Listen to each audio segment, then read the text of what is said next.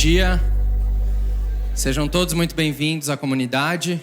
A gente vai começar em poucos minutos. Queria só um lembrete para vocês, alguns na verdade. Primeiro, para vocês colocarem o celular no silencioso, ou desligarem, né, na melhor das hipóteses.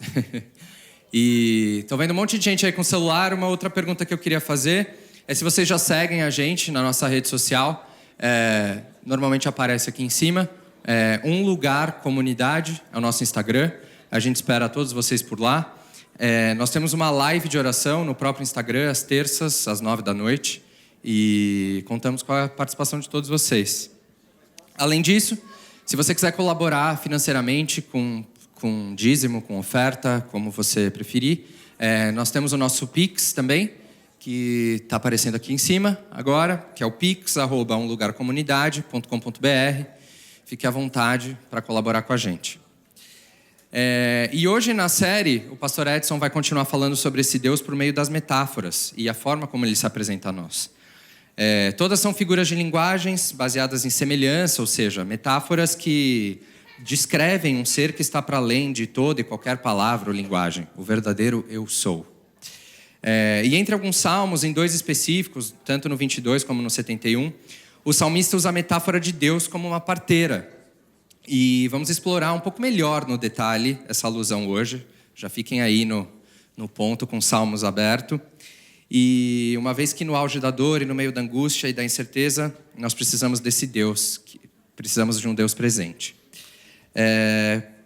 Então, a gente agradece mais uma vez que vocês estão aqui hoje. E sejam todos muito bem-vindos a Um Lugar Comunidade, onde todos são muito bem-vindos. Você ora comigo? Querido Deus, muito obrigado por mais um sábado. Muito obrigado porque estamos na Tua presença, porque estamos na Tua casa, porque o Senhor se faz presente em nós acima de tudo. Muito obrigado por todas as bênçãos, pelas condições maravilhosas que nos encontramos aqui hoje.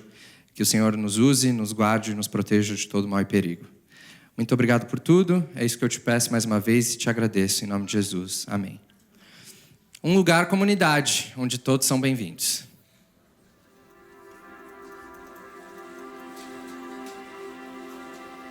A mesma voz que um dia nos guiou pelo deserto e que nos trouxe até aqui, é a voz que nos chama a nós sairmos de onde nós estamos e irmos até um lugar melhor, porque é Ele quem nos guia, é Ele quem nos leva. Vamos todos louvar ao Senhor juntos com essa canção. Que você continue ouvindo a voz de Deus e tendo sua vida e os seus passos guiados por Ele, porque Ele vai lhe levar a um lugar melhor. Deus, eu quero andar contigo, ó Deus, ouvir a tua doce voz. Ele diz, dizendo eu sou contigo, Deus, eu quero ser inteiro teu, viver em plena comunhão, amar meus inimigos e ser achado em Cristo. Deus, eu quero andar contigo, ó Deus, ouvir a tua doce voz soprando. Ele sopra o caminho, dizendo eu sou contigo, Deus, eu quero ser inteiro teu, viver em plena comunhão, amar meus inimigos e ser achado em Cristo Deus, meu Deus. Ele nos levará a um lugar melhor.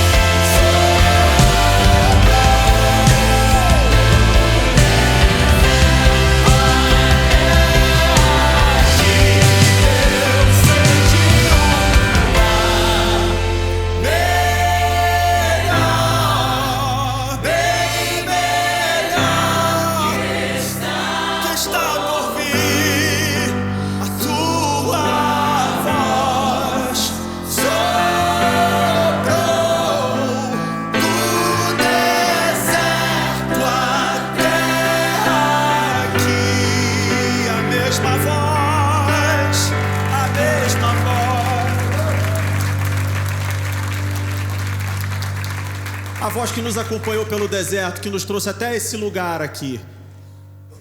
É a mesma voz que se fez presente, que estava lá na manhã da criação e encarnou, se tornou um de nós, andou aqui, tocou, falou com todos nós, se fez presente por mim e por você. Tudo é provisão, homem sobre a terra e o que brota desse chão.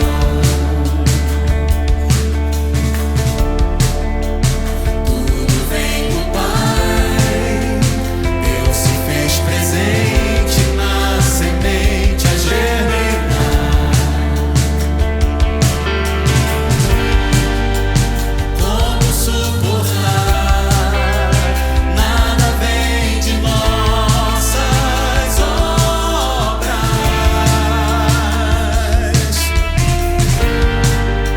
O pão em nossas mãos e o vinho que bebemos.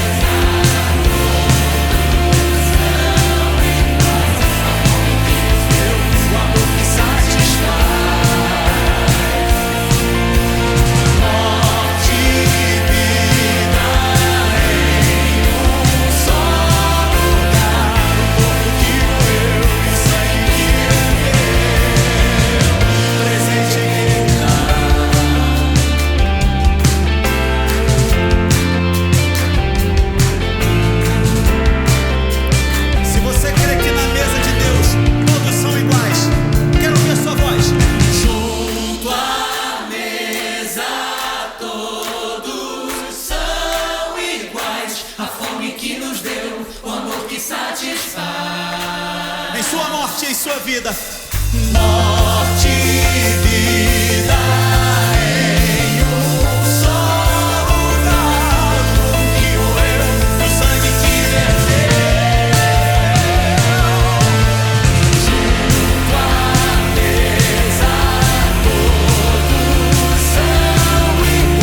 A fome que nos deu, o amor que satisfaz. Morte e vida em um só lugar. O fogo que morreu, o sangue que desceu. Presente que ele dá.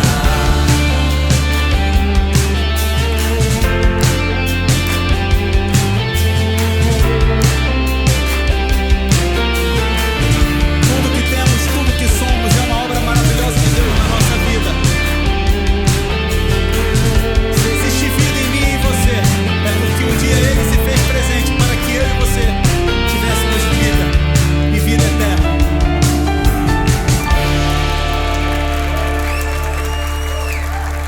É o mesmo Deus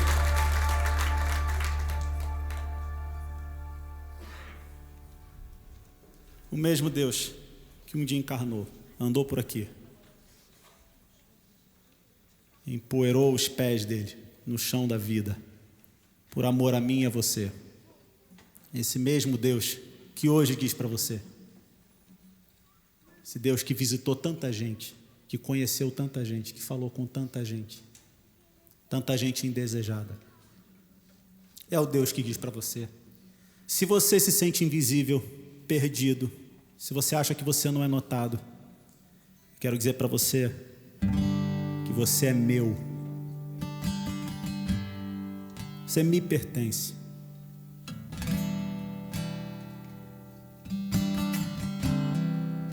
Ele é o Deus que quer você por perto. Você não passa batido. É o Deus que não importa os lugares onde você anda, as pessoas com as quais você fala, Ele quer você por perto. Se você se sente esquecido, quem sabe deixado para trás, sequestraram tua paz. Pode ser que não reconheçam teu jeito de amar, a tua cor, tua origem, teu valor. Mas ouça bem, saiba que tua dor não foge aos olhos de quem te amou primeiro. Ouça bem, teu valor está no que a teu respeito, menina dos teus olhos. Eu sou aquele filho encontrado na estrada, imagem de tua face. Eu sou aquele a quem o mundo inteiro vê a glória.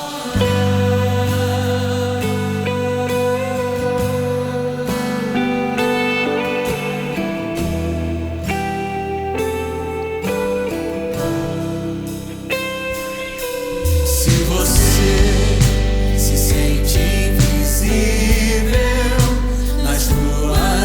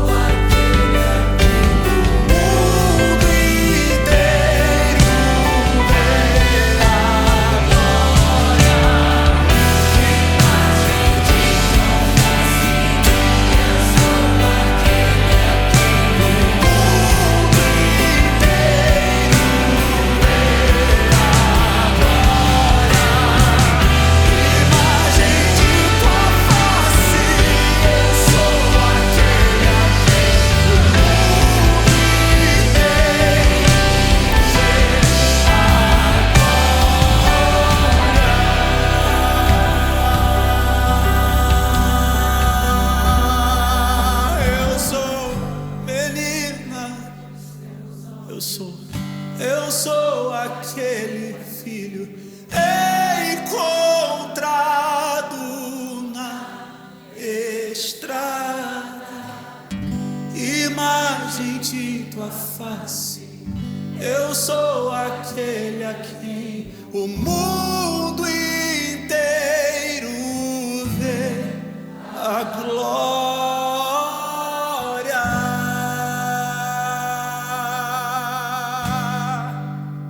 O mundo vê glória.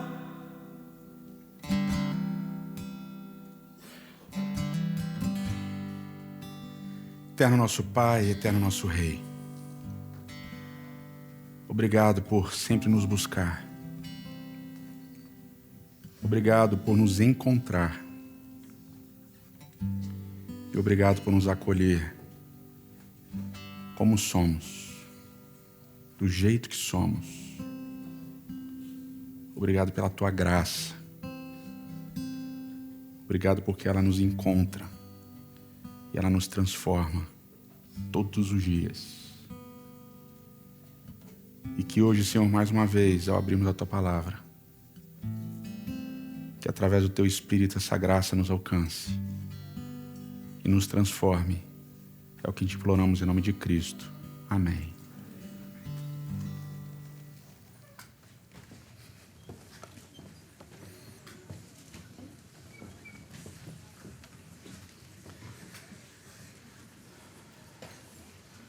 Bom sábado, tudo bem?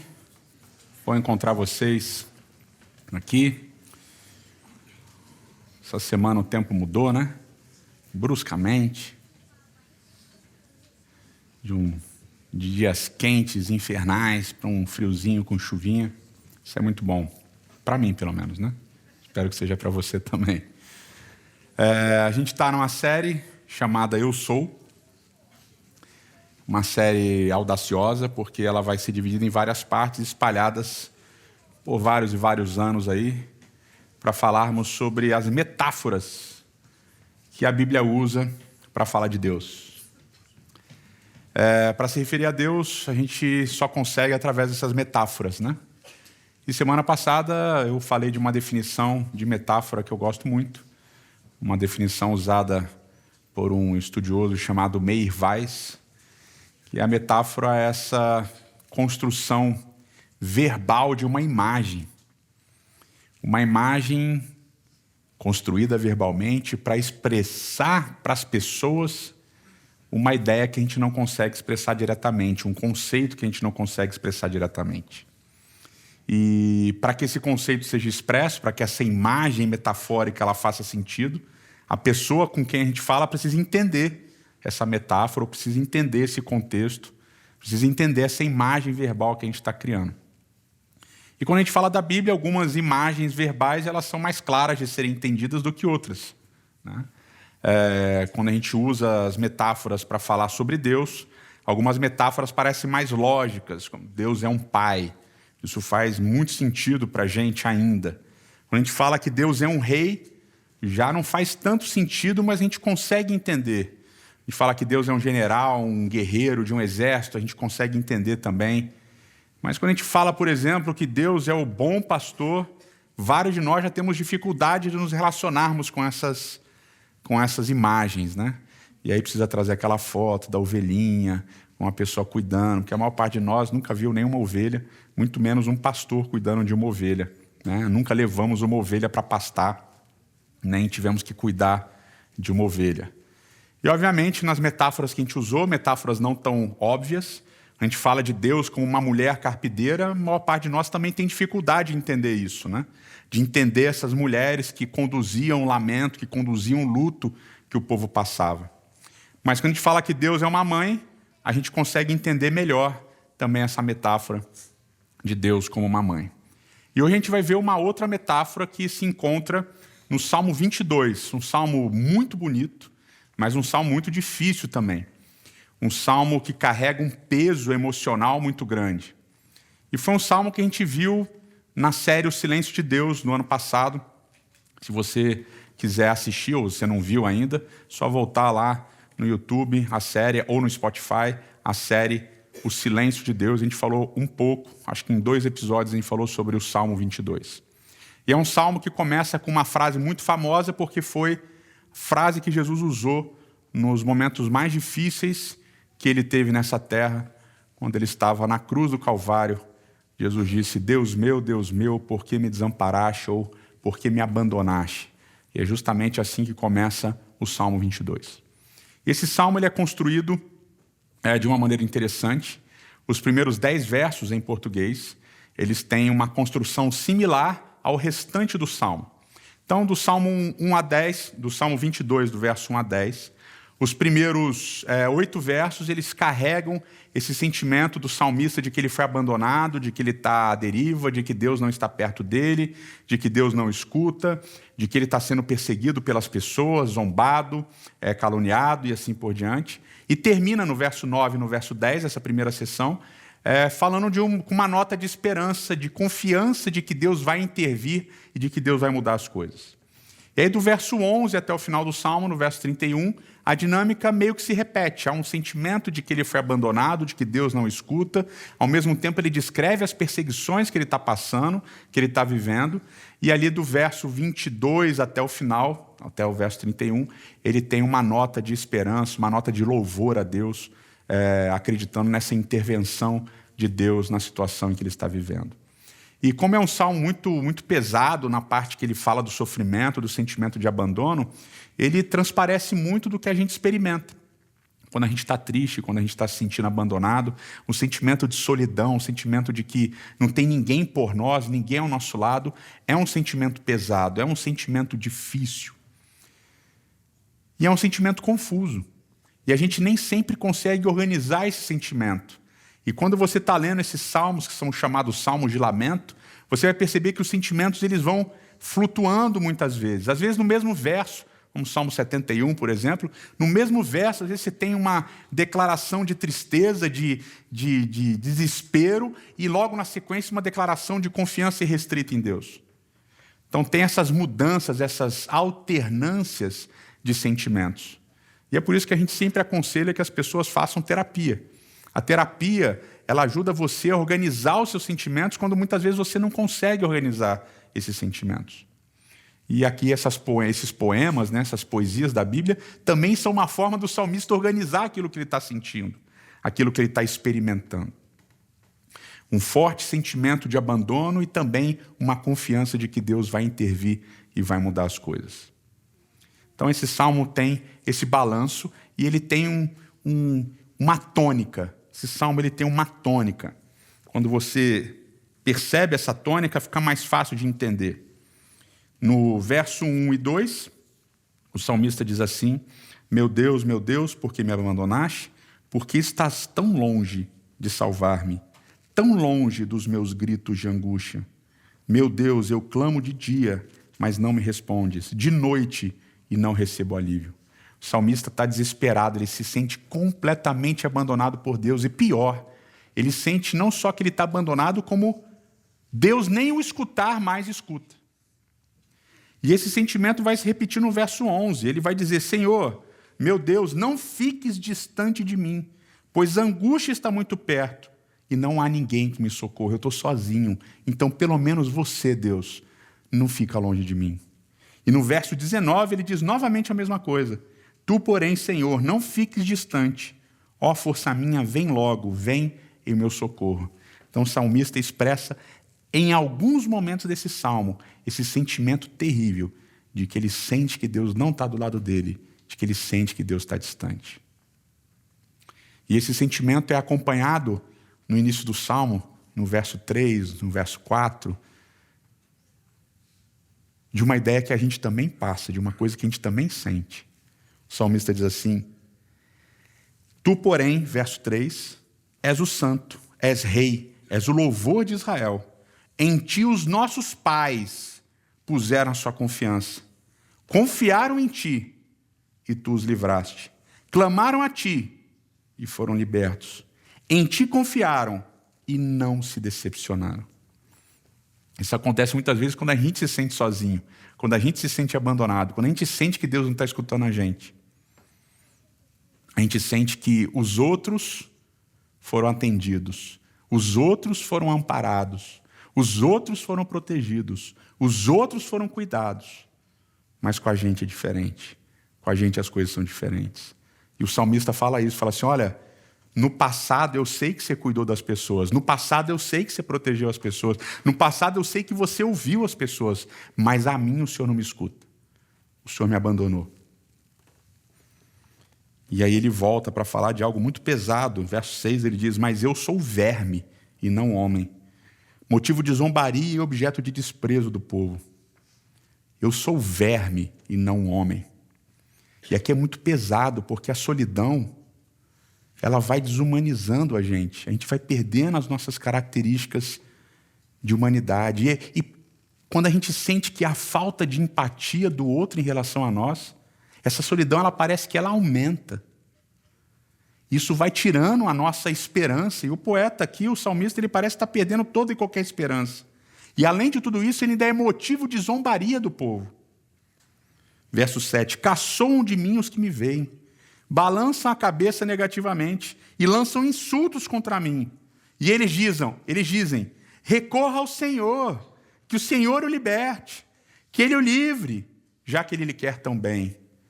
Então o povo ainda zomba e caçoa do salmista, do poeta aqui que está se sentindo sozinho, usando o nome de Deus. Usando o nome de Deus. Fala com Deus. Recorre a Ele. Você não é o queridinho de Deus? Então esse é o contexto desse salmo.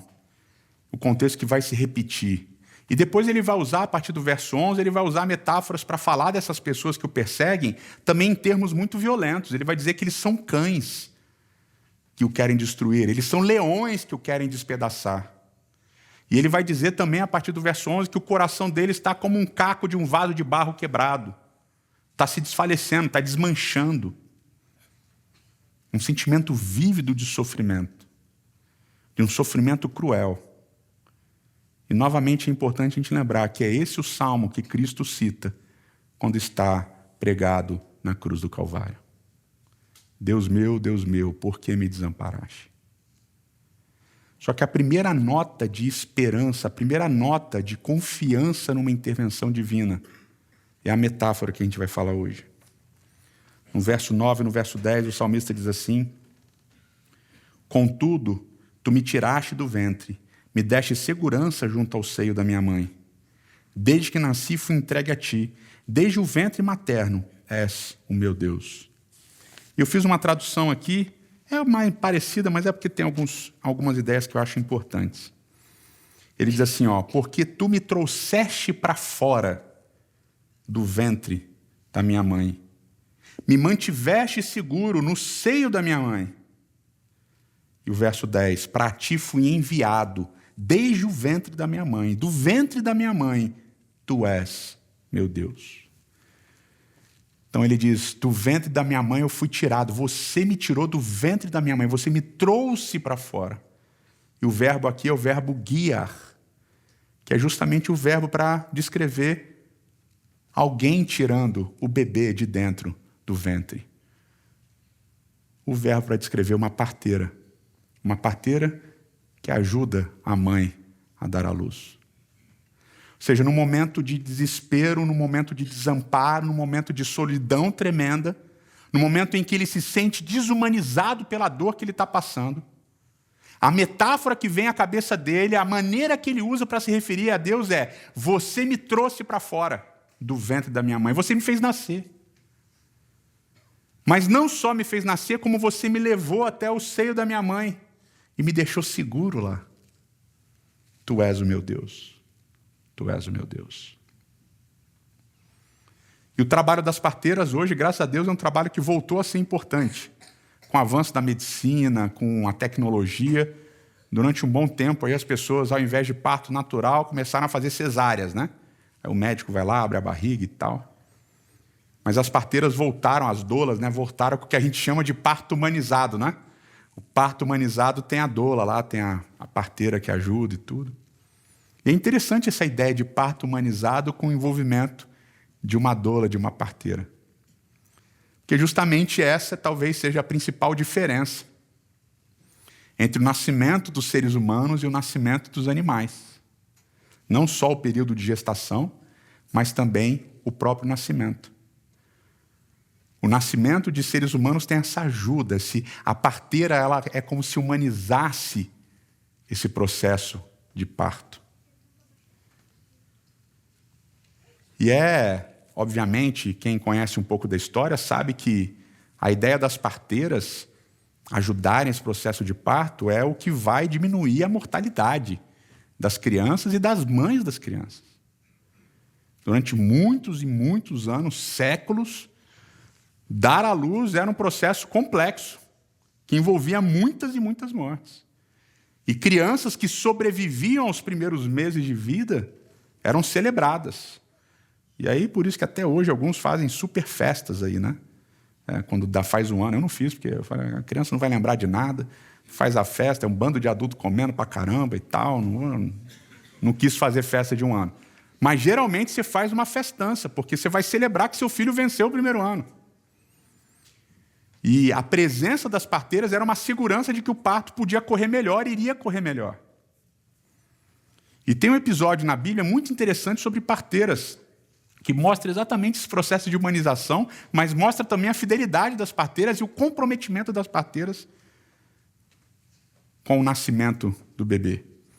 Então, lá em Êxodo, capítulo 1, Jacó desceu para o Egito com toda a sua família, eram 70 pessoas, mas eles se multiplicaram, receberam uma terra especial, e se multiplicaram, e se multiplicaram, e se multiplicaram, e morreu o faraó que tinha dado a terra, que era amigo de José, e veio um faraó que não conhecia José.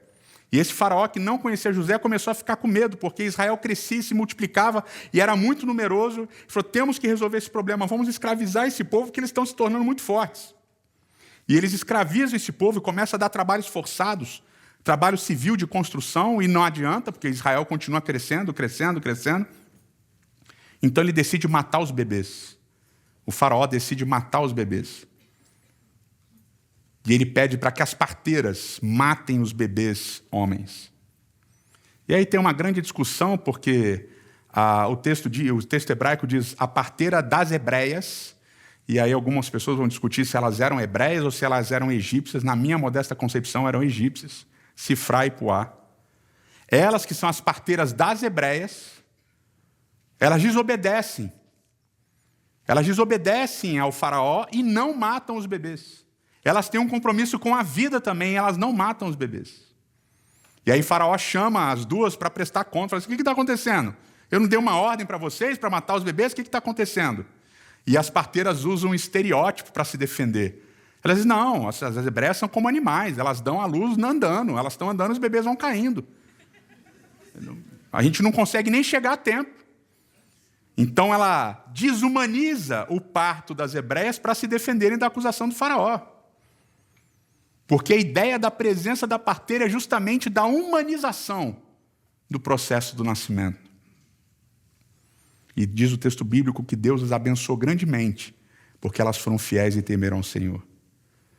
Aliás, um parênteses aqui, é muito interessante os 2 primeiros capítulos de Êxodo, que é um livro, basicamente, que vai contar a história de Moisés libertando o povo e levando o povo para o deserto, porque os 2 primeiros capítulos de Êxodo, eles basicamente só existem, eles só estão em movimento porque existem as personagens femininas.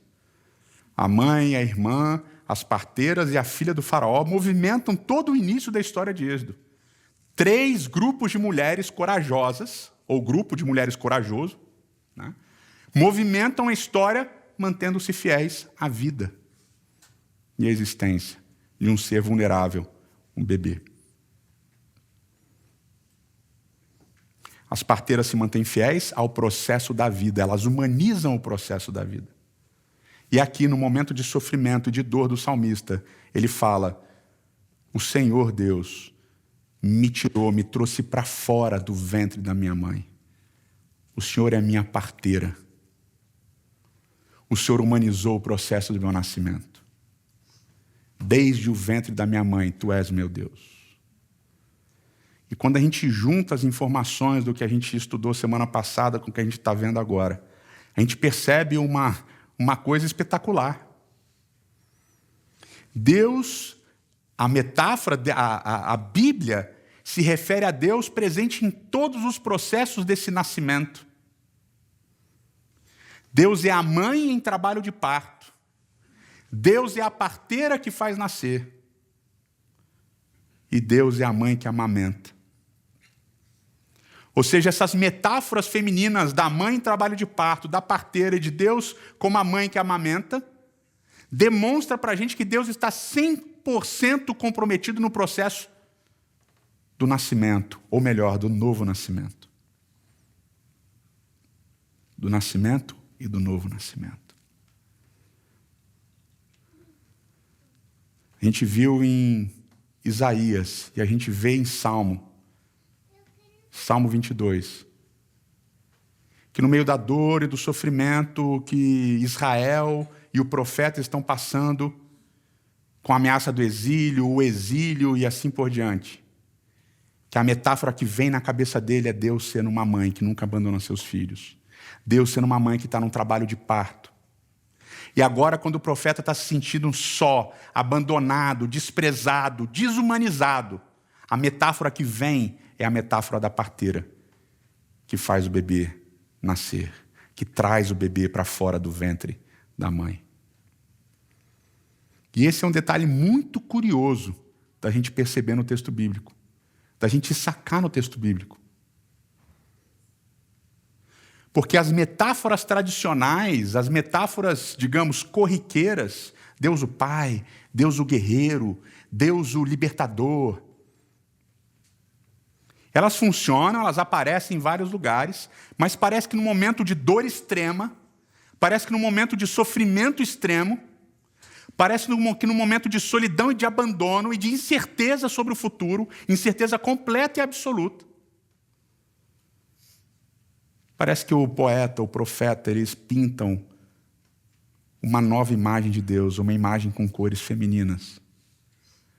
Uma imagem feminina de Deus como uma mulher carpideira, de Deus como uma mãe em trabalho de parto, de Deus como uma parteira, de Deus como uma mulher que amamenta.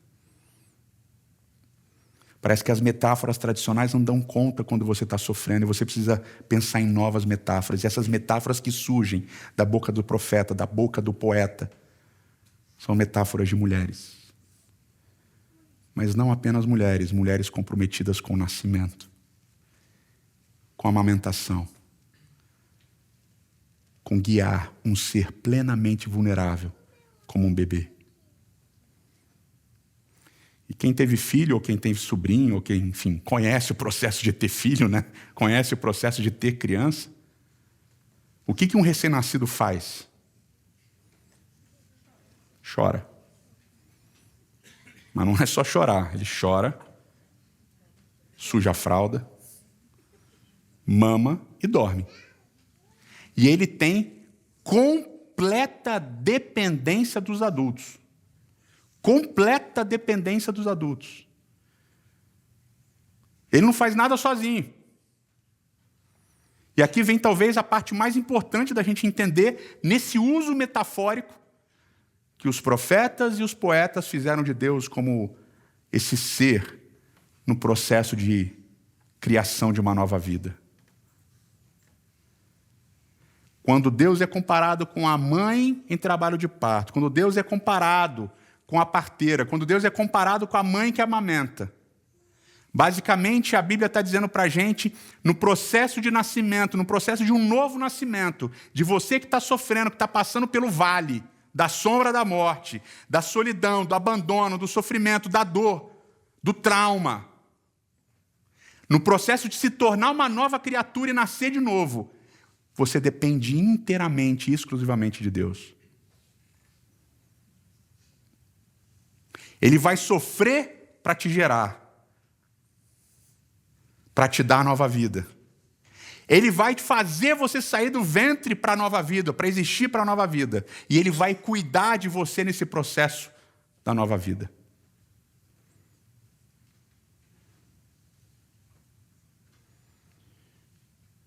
O processo é inteiramente centrado em Deus, na ação dEle, no poder dEle, em quem Ele é, e não em você, que é um bebezinho vulnerável, indefeso. Mas parece que a gente tem muita dificuldade em entender isso. Parece que a gente acha que nascer para uma nova vida e viver uma nova vida implica em fazer coisas. E a gente acha que a transformação e que as coisas que precisam acontecer vão partir de nós. Do nosso poder, da nossa força de vontade. Meu amigo, quando você nasce de novo, você é um bebê que não tem força nenhuma. Você é 100% vulnerável. Tire de você o peso. Tire do seu coração e da sua mente o peso de culpas que você está carregando e acha que precisam ser transformados por você. Não vão. No processo de um novo nascimento, de uma nova criatura, que você só por estar aqui está buscando passar. É Deus que vai te gerar e em dores vai te conceber. É Ele que vai te tirar para fora e é Ele que vai te sustentar. Confia no processo dEle.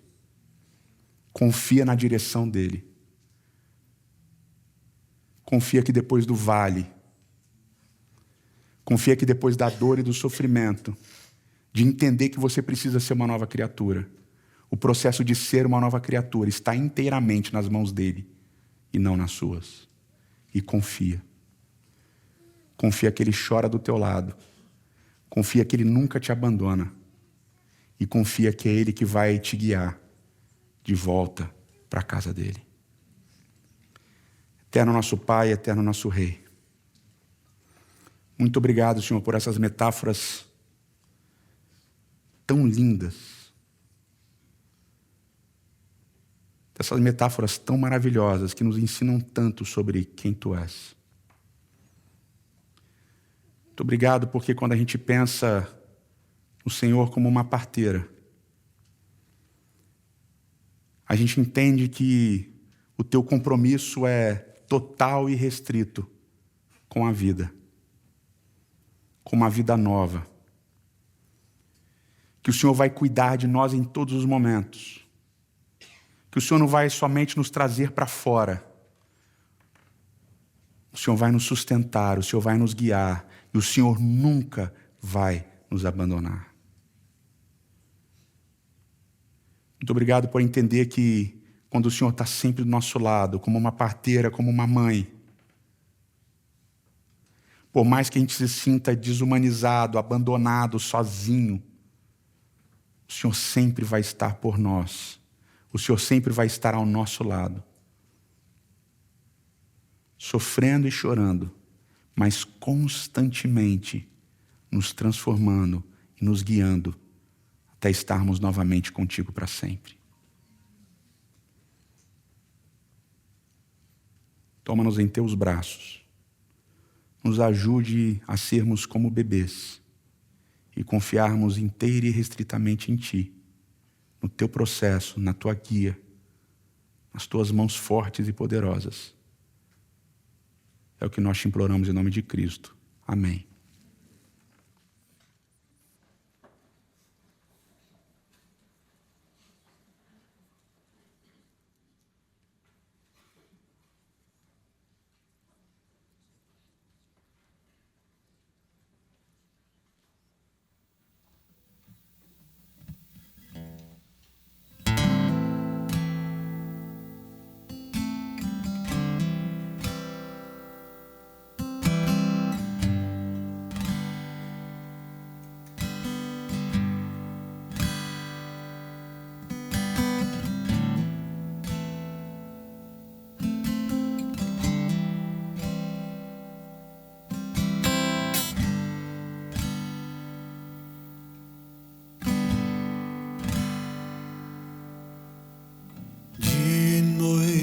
Busco ouvir tua voz e encontro meus sentidos.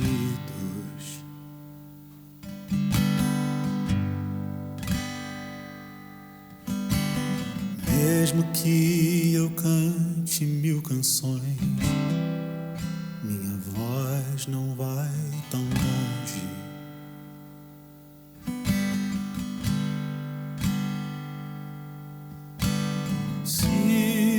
Ouso gritar ao vento, ouço os ecos do meu desespero, me corta o peito. me satisfaz a velha história que no fim Deus dá um jeito, já não aceito. Se um dia minha mãe gritou ao mundo as dores da existência, a existência, foi a tua mão que me arrancou do ventre e me trouxe a vida, a vida, a mesma luz em que nasci, que seja a luz a me guiar de volta pra casa. A mesma luz em que nasci, que seja a luz a me guiar de volta.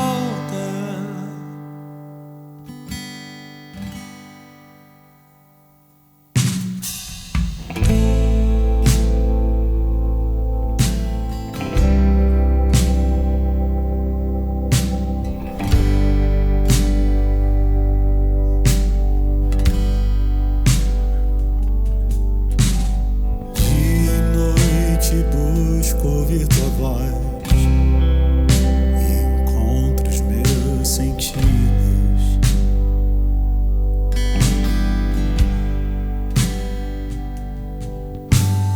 Mesmo que eu cante 1000 canções, minha voz não vai tão longe.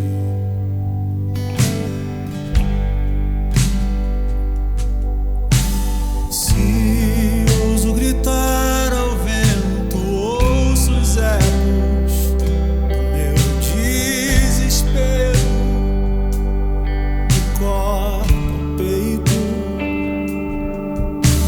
Já não me satisfaz a velha história que no fim Deus dá um jeito, já não aceito.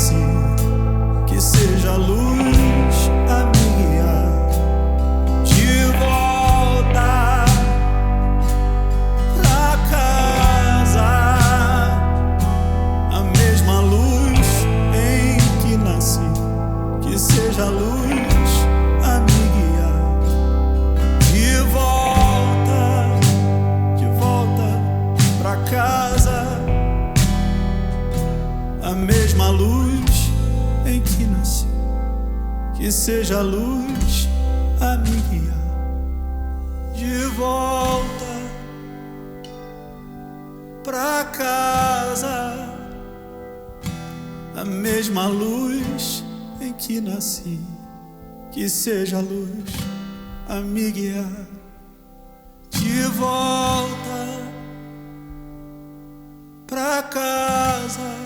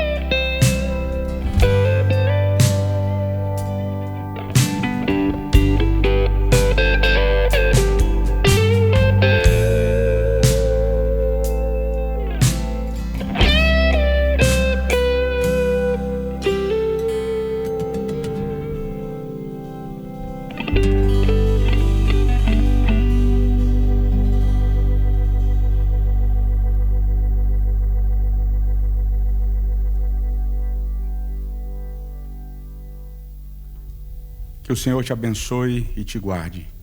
Que o Senhor faça brilhar o seu rosto sobre ti e tenha misericórdia de ti. Que o Senhor sobre ti levante seu rosto e te dê a paz. Bom sábado para vocês e até semana que vem.